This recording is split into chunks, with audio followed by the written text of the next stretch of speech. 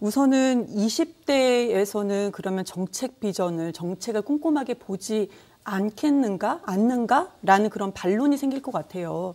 지금 30대는 지금 정책에 약간 예민하게 반응은 한다. 뭐 민감한 세대라고 말씀을 주셨는데 마찬가지 20대도 그렇다. 그래서 이런 부분을 조금 생각을 하셔야 될 것 같고요.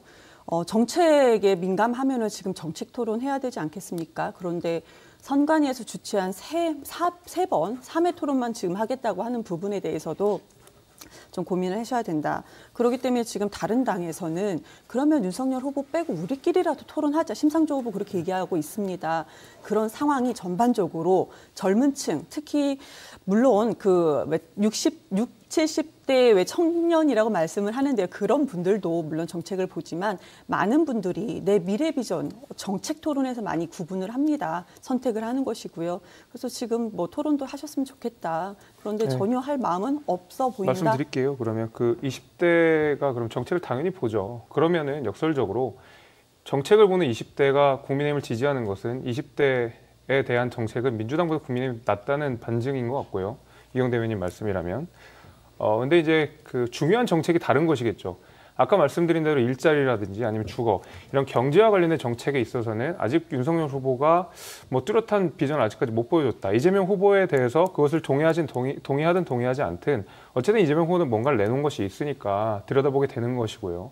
그런 면에서 아직 30대 표심은 상당 부분 앞으로도 많이 변할 것 같다는 생각이 좀 듭니다. 그리고 이제 토론에 관련돼서도 토론 안 하겠다는 입장은 아닌 것 같습니다. 선대위에서도 분명히 토론 안 하겠다는 입장은 아닌 것 같고 사실 국민의힘 경선 내에서도 꾸준하게 이 문제가 지적됐었습니다. 그래서 윤석열 후보가 토론을 피하는 것이 아니냐, 토론 한두 번이면 무너진다 이런 얘기 굉장히 많이 했거든요.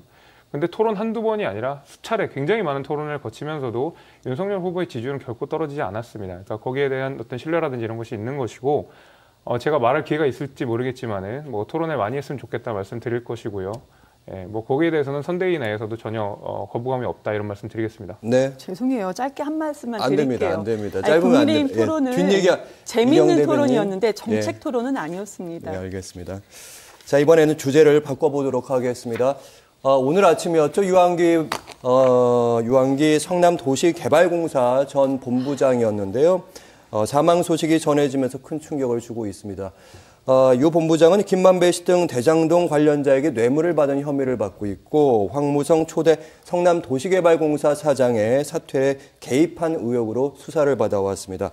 사실 뇌물 관련된 혐의로 14일에 구속영장 실질심사를 지금 앞두고 있었는데 국민의힘 쪽에서는 유한기 전 본부장의 오늘 아침 사망 어떻게 바라보고 있습니까?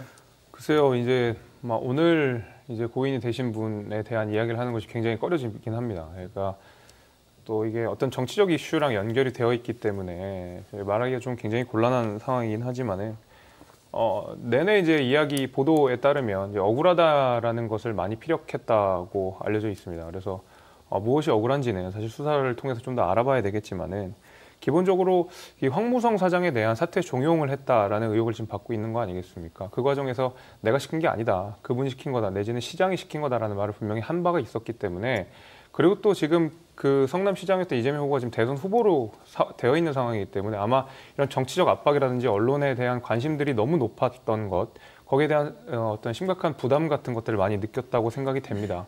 검찰의 입장을 제가 이제 들여다보니까 검찰 같은 경우에는 관련 규정을 전부 준수를 했고 방어권을 충분히 보장을 했기 때문에 어떤 절차상의 문제는 없었다라고 이야기를 하고 있는데 예. 그런 면에 있어서 아마 이 본인의 어떤 행방이 그리고 이제 14일 날 피의자 신문이 있었던 것 여러 가지가 겹쳐서 아마 많은 심리적 압박을 받았을 거라고 생각이 되는데 좀 아무튼 고인의 명복을 비는 것이고요. 저는 일단 아무쪼록 빨리 좀 해결이 됐으면 좋겠다는 생각을 하게 됩니다. 네, 사실 민주당 입장에서는 대장동 이슈가 다시 한번 불거지는 소환되는 그런 측면도 있기 때문에 선대위 쪽에서 좀 긴급 회의도 열고 좀 바쁘게 움직였다는 얘기 들었습니다.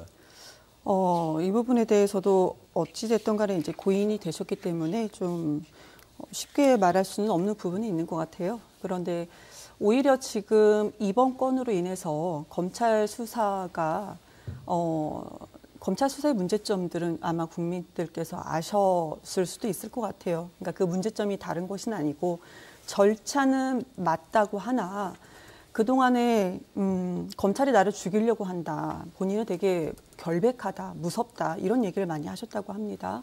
그리고 황무성 전 그 성남도시공사 사장을 추천했던 분이고 이제 그 사퇴를 얘기했다고 했던 그 음성 녹음이 있는데요. 이런 과정에서 서로 간에 뭐 공방이 좀 오가면서 2억 원을 받았다, 뇌물로 받았다. 그래서 2억 원 뇌물 받은 혐의인 거잖아요, 지금 이걸로. 근데 서로 간에 좀 그 이제 허위 사실을 폭로했다 이런 부분이 있었던 것 같습니다. 그래서 지금 글쎄요, 좀 충격이 너무 커서 어떻게 말씀드릴 수는 없는 건데요. 네. 이거를 그냥 무조건 검찰이 좀 억울하다라고 끝내서는 안 될 것 같고, 우선 민주당에서 공식적으로 후보자가 말한 거는 지금 검찰 수사가 만약에 미흡하다고 하면 국민들께서 특검을 요구하고 있으니 특검을 좀 더 철저하게 하자. 국민의힘에서도 한다. 부산저축은행 다 받아가지고 다 특검하겠다 말만 하지 말고 진짜 하자. 이렇게 얘기를 하고 있는 상황인 거고, 마지막으로 홍준표 그 의원이 그 경선 과정에서 했던 얘기가 있었습니다. 윤석열 후보가 검찰 때 포악한 수사로 5명이 자살을 했다고 했는데요. 이번도 검찰이 수사를 하는 과정에서 정당하다고는 하나 일반 국민이 느꼈을 때는 본인의 목숨을 끊는다는 것은 정말 쉬운 일이 아닙니다. 그 가족들도 있는 상황에서요. 그런데 그렇게까지 절박하게 선택할 수밖에 없는 그런 수사 관행이 아직도 남아있는 것은 아닌지 다시 한번 들여다봐야 할 것 같습니다. 네, 일단 성남도시개발공사 2인자로 불렸던 유한기 전 본부장이 숨지면서 이제 검찰 수사 측면에서만 분석해 보자면 차질이 좀 불가피할 전망인데요. 이재명 후보도 입장을 좀 내놓았습니다.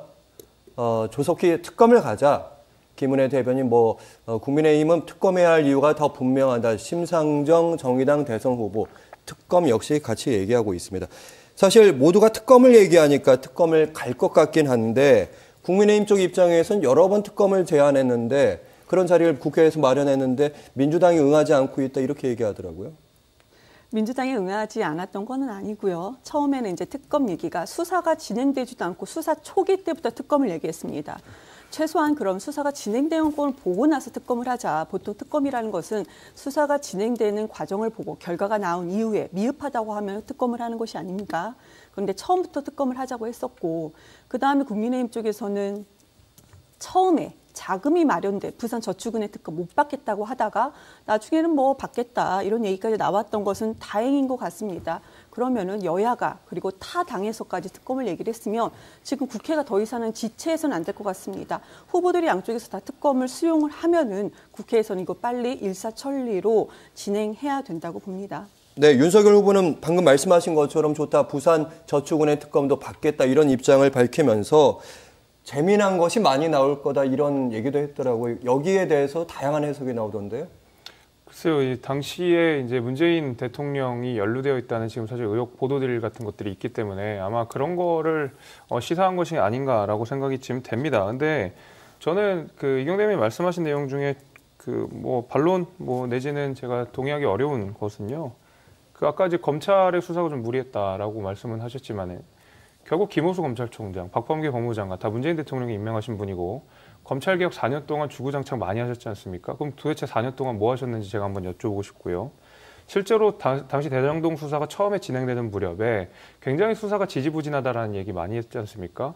유동규 씨도 소환하는 것도 굉장히 늦어졌고요. 한 20일 정도 걸렸었나요? 그래서 그런 수사상의 문제들이 난항들이 있었기 때문에 특검을 주장을 했었던 것인데 마침 지금 양 당이 다 특검 주장을 하고 있는 상황이고 제3지대 그러니까 심상정 후보나 안철수 후보 역시도 특검을 주장하는 그러니까 모두 여의도에 계신 정치권에 있는 모든 사람들이 특검을 주장하고 있는 상황이기 때문에 저거 특검 자체에 대해서 우리가 반대를 하거나 이러진 않을 것 같은데요. 결국 대상이나 인사나 시기 이 세 가지 꼭지가 문제가 될 것 같은데요. 시기에 대해서는 하루라도 빨리 하자는 데는 다 동의가 있는 것 같습니다. 결국 대상이랑 인사의 문제인데 대상은 민주당이 주장한 대로 부산저축은행 사건과 관련돼서 민주당이 대상을 충분히 다 정하면 됩니다. 그래서 이거 다 수사하자. 대신에 우리가 박근혜 최순실 게이트에서 당시에 야당이었던 민주당에게 인사권을 전부 준 바가 있거든요. 그래서 박근혜 대통령이 결국 최종 사인을 했었던 거죠. 마찬가지로 인사권에 관해서는 야당한테 양보를 하면 됩니다. 그때의 사례를 그대로 따라가면 되고 대상은 민주당이 하고 싶은 만큼 충분히 넣어주면 얼마든지 합의를 할 수 있는 문제이기 때문에 여기서 지체할 필요가 없다. 오히려 여기서 받으면 민주당이 오히려 캥기는 것이 있지 않나라는 의심을 살 수밖에 없을 것 같습니다. 네, 짧게 반론 안 하시면 다음 주제 넘어가겠습니다. 넘어가시죠. 네, 넘어가겠습니다.